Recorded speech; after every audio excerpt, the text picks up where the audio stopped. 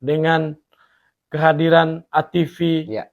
ATV ini membuat para petani itu lebih semangat ke sawah, Pak. Oke. Macam kemarin ada contohnya itu waktu artis itu datang, waktu artis datang ke, kan masyarakat kan merasa bangga sekali. Bayangkan artis ibu kota Jakarta datang di Desa Anggora, yang notabene desa ini siapa sih yang kenal kan? Iya, betul. Lalu pergi lagi ke sawah. Iya. Dan sampai di sawah, ibu-ibu yang lagi cabut rumput, lagi tanam padi, mereka senangnya luar biasa. Iya, betul. Baik, selamat datang di Lontar Podcast, ruang berbagi kisah inspiratif anak muda Manggarai Barat, dan saya Matius Sakyus. Episode kali ini kita akan membahas tentang perjuangan anak muda dari Desa Gorang untuk menjadikan persawahan sebagai destinasi wisata dan sawah menjadi fungsi ganda. Dan selanjutnya kita perkenalan dari narasumber kita, silakan. Oke, baik. Selamat malam, Pak. Terima kasih sudah mengundang saya ke podcast ini. Pertama saya merasa bersyukur sekali bisa hadir di tempat ini. Lalu yang berikut berkaitan dengan perkenalan diri. Saya biasa dikenal dan disebut juga dengan nama Kun. Tetapi dalam dunia pergaulan biasa juga disebut nama Bensi. Gitu. Iya, atau di dunia panggung. Dunia panggung itu ya, benar. Oke. Pertanyaan selanjutnya, bisa ceritakan sedikit tentang peran Anda di BUMDes Karya Bersama Desa Gorang? Oke, baik. Memang pertama saya mau cerita dulu. Saya masuk di BUMDes itu kurang lebih 1 tahun terakhir ini. 1 tahun terakhir ini, kebetulan di situ ketua BUMDesnya teman juga, dia mencoba memanggil saya, merekrut saya untuk bergabung. Dan saya tertarik untuk bergabung. Dan di situ saya mengambil bagian di bidang pangannya. Baik. Lalu pertanyaan selanjutnya, apa yang mendorong Anda untuk tidak hanya mengelola sawah sebagai sumber pangan, tapi juga sebagai bagian dari pariwisata desa? Baik, itu pertanyaan bagus sekali. Yang pertama begini, bicara soal pertanian ini kan dulu orang berpikir bahwa ketika menjadi petani itu merupakan pekerjaan yang paling bawah lah di kalangan masyarakat. Nah, berangkat dari situ, saya melihat bahwa semakin kesini, zaman semakin kesini, saya melihat bahwa potensi daripada persawahan itu untuk sebagai destinasi wisata itu sangat bagus sekali. Dan juga saya melihat di daerah-daerah lain, contohnya di Bali itu, bahkan sawah itu menjadi destinasi wisata. Gitu. Dan menariknya lagi, informasi terbaru misalkan bagaimana orang terkaya dunia sekarang sudah mulai investasi di pertanian. Dan menurut saya ini luar biasa sekali. Ada satu perubahan dalam dunia sekarang, sehingga pertanyaan kita, ya kalau misalkan orang terkaya dunia saja sudah terjun ke pertanian, ya apalagi kita yang ecek-ecek. Benar itu, Pak. Iya. Lalu seperti apa konsep pengelolaan persawahan yang Anda kembangkan saat ini yang ada kaitannya dengan pariwisata? Ya, memang berkaitan dengan konsep ini, sebenarnya konsep kita banyak. Banyak konsep yang mau kita rancang.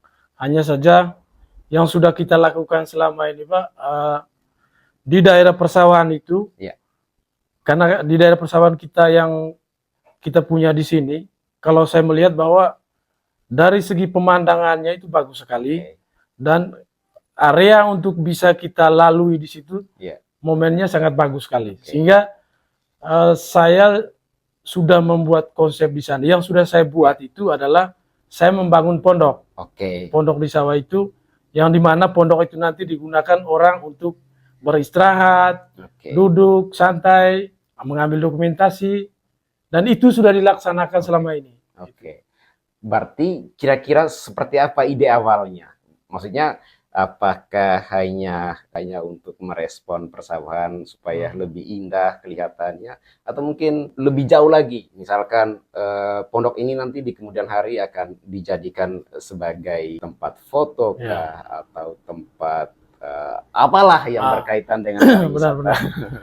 Memang konsep awalnya ini Pak, kebetulan kita flashback ke belakang dulu. Dulu kami para petani milenial di desa ini, kebetulan ada beberapa teman-teman muda saya yang bergelut di bidang pertanian itu. Nah, kami mengerjakan sawah ini, di mana pada satu titik kami berdiskusi di tempat itu, lalu memikirkan kira-kira bagaimana kalau misalnya sawah ini nanti kita buat suatu tempat di mana awalnya begini, awalnya kita berpikir bahwa untuk tempat diskusi kita terkait dengan pertanian ini, supaya manakala ada hal-hal yang mau kita diskusikan, ini di sini tempatnya. Tetapi belakangan ini kami melihat bahwa ada dampak lain dari itu. Artinya memang ini ada kaitannya dengan wisata yang sedang berjalan di desa kita ini. Ya, contohnya ATV itu yang sudah kita laksanakan itu, dan di mana jalur-jalur ATV ini melalui tempat itu, sehingga ada dampak positif terhadap pariwisata itu jadinya itu. Berarti menarik ya, bahwa yang tadinya hanya tempat untuk nongkrong, bertukar gagasan, tetapi ternyata ketika ATV ini dibuka, trekkingnya ke sana, malah itu menjadi tempat yang menarik, spot yang menarik. Tempat yang menarik, benar sekali. Lalu bagaimana Anda mengubah pandangan bahwa sawah bukan hanya tempat kerja petani, tapi juga ruang rekreasi dan edukasi? Benar. Memang untuk merubah pandangan, kalau pandangan dari saya sih, saya kira tidak terlalu sulit. Tetapi ketika kita berbicara pandangan dari masyarakat, anggap saja para petani yang berada di sekitar itu memang hal yang agak sedikit sulit, karena di mana kebanyakan petani yang ada di sini kan, ya rata-rata memang basic petani betul-betul. Pengetahuan mereka terkait pariwisata memang belum terlalu dalam, sehingga ini yang menjadi kesulitan bagi kami selama ini untuk meyakinkan para petani bahwa sebenarnya sawah ini tidak hanya untuk mengelola sawah, tapi bisa juga kita mendatangkan penghasilan atau mendatangkan nilai ekonomi dari segi wisata itu. Dan untuk sekarang memang kalau saya lihat hanya segelintir orang yang meresponnya baik. Bukan berarti bahwa yang lain tidak merespon baik, tapi mereka masih berpikir. Gitu. Benar, karena ketika kita melakukan hal baru, yang pasti masyarakat selalu melihat hasilnya seperti apa. Kalau misalkan masih dalam konsep, masih dalam gagasan, terus masih tahap awal, kayaknya masih berat untuk meyakinkan masyarakat itu. Benar. Lalu, apakah ada paket wisata yang menggabungkan pengalaman naik ATV, berkunjung ke sawah, lalu bersantai di gazebo atau pondok tadi, sambil menikmati hasil pertanian lokal, misalkan minum air kelapa atau makan pepaya dan lain-lain? Apakah sudah ada konsep seperti itu? Baik, terkait itu Pak. Selama ini sudah kita lakukan. Artinya sudah kita, dan itu ada keterlibatan dari teman-teman di luar BUMDes itu. Anak-anak muda Desa Ngurang di luar BUMDes sudah berpartisipasi di situ. Yang mana di pondok-pondok yang kami sudah bangun itu, mereka menyediakan minuman lokal. Contohnya itu tadi kelapa. Mereka menjual di situ, dan respon dari wisatawan itu sangat bagus sekali. Dan ada nilai positif terhadap ekonomi mereka juga. Wah, ini menarik sekali ya teman-teman. Jadi ATV yang tadinya lebih ke bisnis perusahaan dan juga kerjasama dengan BUMDes, tetapi sekarang sudah berefek pada sosial. Makanya kan ini sering disebut sebagai sosiopreneur, bahwa tidak saja pada aspek wirausaha, tetapi wirausaha yang berdampak pada aspek sosial. Sehingga ini menarik karena sudah ada keterlibatan masyarakat dalam gerakan ini. Lalu selain jual kelapa dan sebagainya, apakah ada produk pangan lain dari produksi masyarakat petani yang dipromosikan atau dijual langsung ke wisatawan? Apakah misalkan jualnya di daerah trekking ATV, atau mungkin jual di kantor ATV, mungkin sudah ada seperti itu?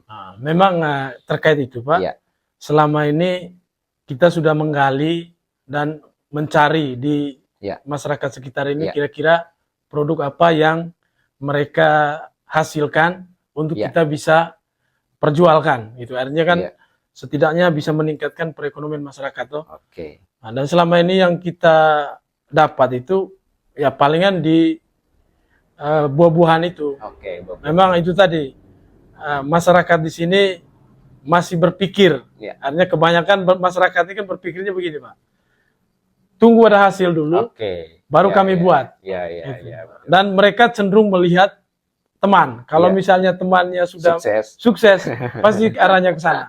Tapi Ya, pelan-pelan ya, ya. kita coba Ya. kasih mereka keyakinan. Iya, betul. Nanti ke depannya akan ada satu produk yang muncul lagi nanti. Oke. Itu dari masyarakat itu. Iya, oke. Berarti selama ini masih produk buah-buahan. Kalau produk kemasan, apakah sudah ada? Untuk produk kemasan, Pak, Ya. sudah ada. Ya. Hanya kemungkinan bulan depan kita sudah mulai perjualkan. Oke. Untuk sekarang Ya. masih dalam tahap proses pembuatannya. Luar biasa. Jadi ternyata dengan hadirnya gerakan pariwisata di Desa Gorang, kemudian ini menjadi lahirnya kreativitas baru yang menarik, bahwa ini semua digagas oleh anak muda. Lalu bagaimana respon para petani, terutama yang sudah lama bekerja di sawah, dengan banyaknya wisatawan yang masuk di persawahan? Baik, ini terkait respon, Pak. Iya. Selama ini kami merasa bahwa respon dari masyarakat itu Iya. luar biasa senangnya. Iya. Nah, kita tidak tahu ke dalamnya seperti apa, tetapi yang kami lihat bahwa mereka cukup bangga lah Iya. dengan kehadiran ATV. Iya. ATV ini membuat para petani itu lebih semangat ke sawah, Pak. Oke. Macam kemarin ada contohnya itu waktu artis itu datang, waktu artis Iya. datang ke, kan masyarakat kan merasa bangga sekali. Iya. Bayangkan artis ibu kota Jakarta datang di Iya. Desa Gorang, yang notabene desa ini siapa sih yang kenal kan? Iya, betul. Lalu pergi lagi ke sawah, Iya. dan sampai di sawah ibu-ibu yang lagi cabut rumput, lagi tanam padi, Iya. mereka senangnya luar biasa. Iya, betul. Sehingga itu nilai positifnya. Oke. Sejauh ini ya itu yang kami lihat. Iya. Ya, menarik ya, karena yang tadinya ibu-ibu hanya melihat atau menonton di layar televisi, tapi ada kejutan Heeh. yang kemudian benar-benar hadir di tempat mereka bekerja. Ini buat saya juga cukup bangga dengan prestasi BUMDes yang kemudian bisa menghadirkan ATV ini. Ya, dan satu lagi, Pak, ada semangat dari bapak-bapak. Kalau itu tadi dari ibu-ibunya, dari bapak-bapaknya, Pak. Iya. Sekarang kami lihat rajin ke sawah sudah. Oke. Dengan melihat tamu-tamu yang datang itu semakin oke, sehingga Iya. hampir bapak-bapak itu setiap sore parkir di sawah terus. Oke. Itu Ya, nilai siapa positif. tahu artis bisa lewat Ya, lagi di situ. itu targetnya mungkin. Misalnya ada Jadi, nilai positifnya. Ya, betul. Ya. Ini menarik teman-teman, bahwa yang tadinya ibu-ibu atau bapak-bapak, terlebih bapak-bapak yang ya mungkin jarang ke sawah, tetapi karena ini kemudian menjadi jalur atau trekking ATV, maka bapak-bapak sekarang sudah mulai bekerja. Dan menariknya adalah yang tadinya mungkin pematang sawahnya tidak bersih, sekarang sudah bersih. Ya. Karena ya sambil mereka kerja, ya minimal mereka bisa lihat artis yang lewat atau wisatawan yang lewat di jalur sana. Lalu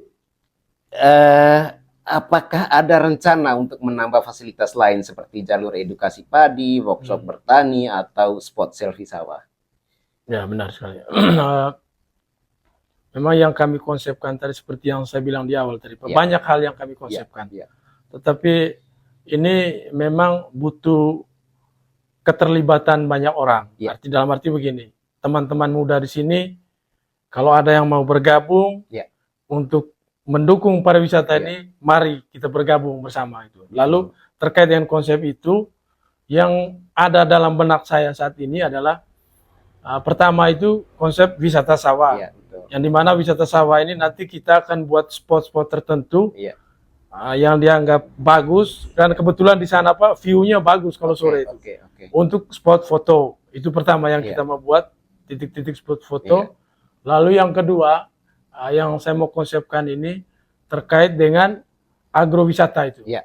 Itu kan nanti kita akan contohnya begini. Ya. Nanti kami akan buat satu tempat persawahan Ya. yang dimana persawahan itu nanti menjadi bahan edukasi bagi siapapun yang datang. Maksudnya begini, kami akan sediakan satu lahan nanti, di mana di lahan itu kalau orang mau tahu bagaimana proses daripada mengolah sawah ini, nanti kita akan terangkan dan kita akan siapkan alatnya. Misalnya dari tahap bajaknya sampai tahap tanam, tahap panen, di situ ada semua.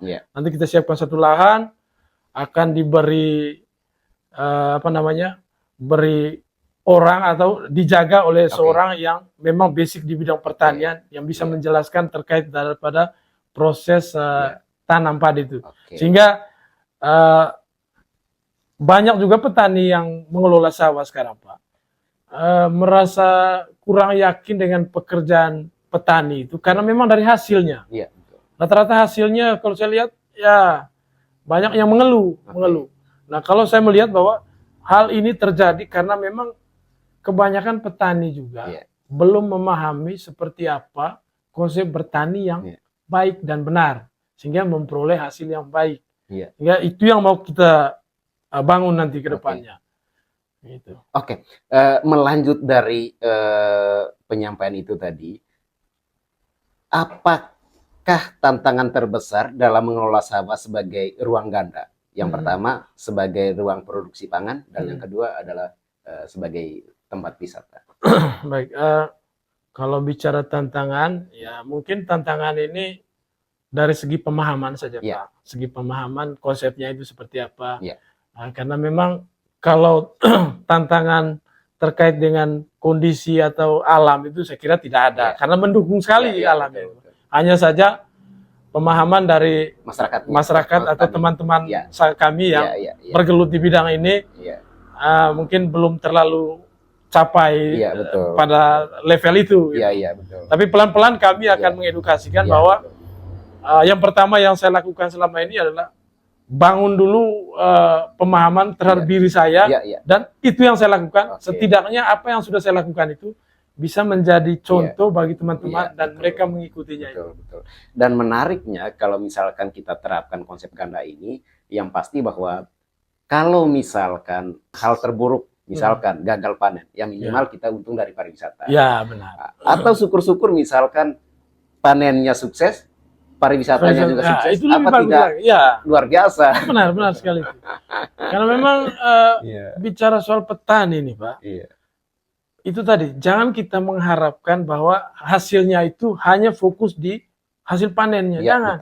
Kita harus bisa mengambilnya dari hal lain itu. Karena kalau kita patokannya di apa saja, di padinya saja, ketika terjadi penyakit, hama, segala macam, ya kita rugi toh. Pertanyaan selanjutnya, bagaimana Anda melihat masa depan pertanian milenial jika lebih banyak sawah diperlakukan seperti ini? Dalam arti di satu sisi sebagai lahan pertanian, tapi di sisi lain dimanfaatkan sebagai lahan pariwisata. Kalau saya melihat ketika misalnya nanti di kemudian hari bahwa teman-teman milenial ini, petani-petani milenial saat ini mau mengikuti atau mau menerapkan bahwa sawah itu tidak hanya untuk sebagai tempat untuk bertani, tetapi juga bisa digunakan untuk tempat wisata. Saya kira ini akan mendatangkan nilai ekonomi yang baik dan akan mensejahterakan masyarakat itu sendiri. Dan yang paling penting itu adalah membuat nama desa ini atau nama kampung ini jadi besar. Saya kira ini hal yang positif. Dan bisa jadi ini kemudian menjadi inspirasi juga buat milenial bahwa ternyata petani ini lebih menjanjikan. Artinya yang tadinya mereka melihatnya dari kurang menarik dan pekerjaan yang paling paling rendah biasanya. Paling rendah, tetapi dengan konsep yang ditawarkan oleh BUMDes ini menjadi daya tarik buat milenial. Mungkin seperti itu akan benar. Lalu apa pesan Anda untuk anak muda yang masih ragu memilih bertani atau terlibat di desa? Baik. Memang terkait pesan ini selama ini kan saya sudah bergelut dan bertani bersama teman-teman milenial itu di persawahan. Hal yang pertama yang menjadi keluhan dari mereka itu terkait dengan biaya pengolahan sawah itu. Nah, lalu dari situ mereka merasa bahwa ketika menjalankan pekerjaan petani ini itu harus membutuhkan biaya yang besar. Buktinya ada beberapa teman kemarin yang ketika mulai melakukan pekerjaan di sawah itu mereka melakukan pinjaman uang di luar itu, atau mungkin kredit apa segala macam. Tetapi di sini juga saya mau meyakinkan kepada teman-teman saya kaum milenial yang mau bekerja di bidang pertanian bahwa BUMDes yang sekarang hadir itu untuk membantu teman-teman petani atau yang lebih yang muda-muda yang mungkin mau mengolah sawahnya, tetapi modalnya belum ada atau kurang. Nah, hadirnya BUMDes sekarang ini, kebetulan saya juga di bidang pangan membantu itu, menjawab itu, sehingga pesan saya kepada teman-teman muda, jangan pernah ragu untuk bertani. Gitu. Ketika tidak punya modal, silakan konsultasi ke BUMDes atau mungkin ke desa, karena sekarang juga Pak ada koperasi Merah Putih. Nah, itu kan tujuannya sama, membantu masyarakat. Dan kami di BUMDes itu menyediakan fasilitas itu untuk membantu mereka, sehingga mulai sekarang teman-teman kalau mau melanjutkan pekerjaan petani itu tidak susah sudah. Betul. Ada yang membantu kita. Apalagi ini menjadi program unggulan dari Pak Prabowo. Pak Prabowo, benar sekali. Lalu pertanyaan terakhir, kalau diberi dukungan penuh, mimpi apa yang ingin Anda wujudkan dari sawah untuk desa? Baik, pertanyaan dukungan penuh ini Pak, mungkin saya bisa tanya dukungan penuh dari mana? Gitu. Apakah ini dari investor atau ini dari pemerintah? Baik, kalau dari saya pribadi Pak, yang menjadi dukungan penuh itu sebenarnya itu dari pribadi kita. Karena bicara soal petani tadi ini, kembali lagi saya katakan tadi bahwa yang paling utama itu adalah pertama mindset dari kita. Sekalipun dukungan dari pemerintah Pak, mau bermiliaran atau berjuta-juta, ketika kita tidak punya mindset cara berpikir untuk mengelola pertanian ini menjadi daerah pariwisata juga, itu tidak akan tercapai gitu. Begitupun dengan mitra atau mungkin donatur lain mau menyumbangkan itu, ya itu palingan untuk menguntungkan donatur itu juga. Nah, maksud saya bahwa begini, setidaknya dukungan itu datangnya dari kita. Nah, kebetulan kemarin saya coba diskusi dengan teman-teman. Ada beberapa teman muda. Saya coba meyakinkan mereka kalau nanti kita ini usahakan bahwa kita inilah investor sesungguhnya. Betul. Nah, kita bukan berarti bahwa yang dari luar itu mau membantu kita tidak terima, bukan. Artinya gini, ketika donatur itu datangnya dari diri kita, berarti pertanggungjawaban kita terhadap konsep kita itu kuat. Dan itu akan bertahan, Pak. Diskusinya cukup menarik dan tak terasa kita sampai di penghujung acara. Saya mencoba untuk menarik kesimpulan bahwa membangun pertanian itu harus tumbuh dan lahir dari dalam diri kita, harus membangun fondasi yang kuat, itu harus lahir dari pemikiran, dari gagasan kita, dan dari kekuatan kita, supaya itu bisa berjalan dengan baik, itu bisa sangat kuat dan tidak tergoyah, dan pertanian menjadi salah satu hal yang menarik untuk dikembangkan, karena dengan bertani kita akan menjadi lumbung pangan, sehingga kita tidak lagi impor ataupun barang-barang dari luar, tetapi kita punya kekuatan pangan di lokal kita ataupun di desa kita. Sampai jumpa di episode selanjutnya.